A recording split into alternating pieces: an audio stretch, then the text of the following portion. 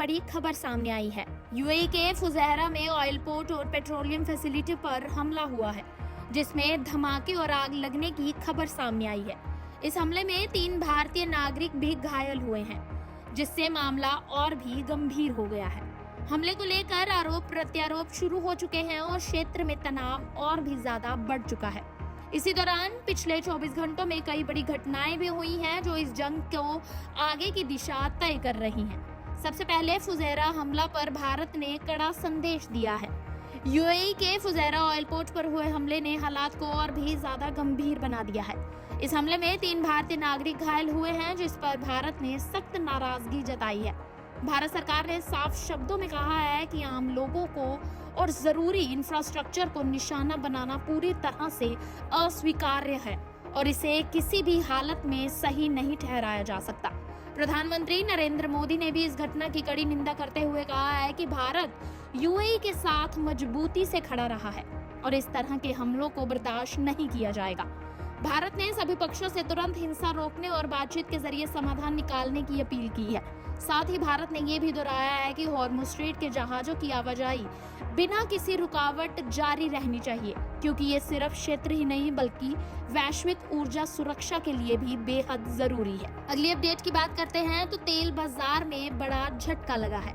Hormuz straight के बढ़ते तनाव का सीधा असर अब वैश्विक बाजारों पर साफ दिखने लगा है। ब्रेंट क्रूड की कीमत करीब 5% उछलकर $114 प्रति बैरल पहुंच चुकी है, जो पिछले कई सालों में सबसे तेज उछालों में से एक माना जा रहा है। विशेषज्ञों का कहना है कि ऑयल पोर्ट, टैंकर और शिपिंग रूट्स पर लगातार हो रहे हमलों की वजह से सप्लाई चेन पर बड़ा खतरा मंडरा रहा है।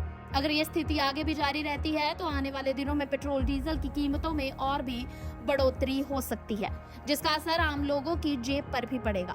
यानी जंग का असर अब सीधे ग्लोबल इकोनॉमी तक पहुंच चुका है। अगली अपडेट की बात करते हैं तो प्रोजेक्ट फ्रीडम पर टकराव दिखाई देने लगा है। अमेरिका ने हॉर्मुज़ स्ट्रेट में प्रोजेक्ट फ्रीडम नाम का ऑपरेशन शुरू किया है, जिसका मकसद वहां फंसे विदेशी जहाजों को सुरक्षित बाहर निकालना है।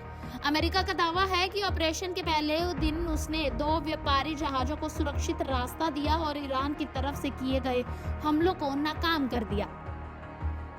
लेकिन ईरान ने इस पूरे ऑपरेशन को सीज़फायर का उल्लंघन बताया है और चेतावनी दी है कि बिना उसकी अनुमति के कोई भी सैन्य या व्यापारिक जहाज इस रास्ते से गुजरने की कोशिश करेगा तो उसे रोका जाएगा।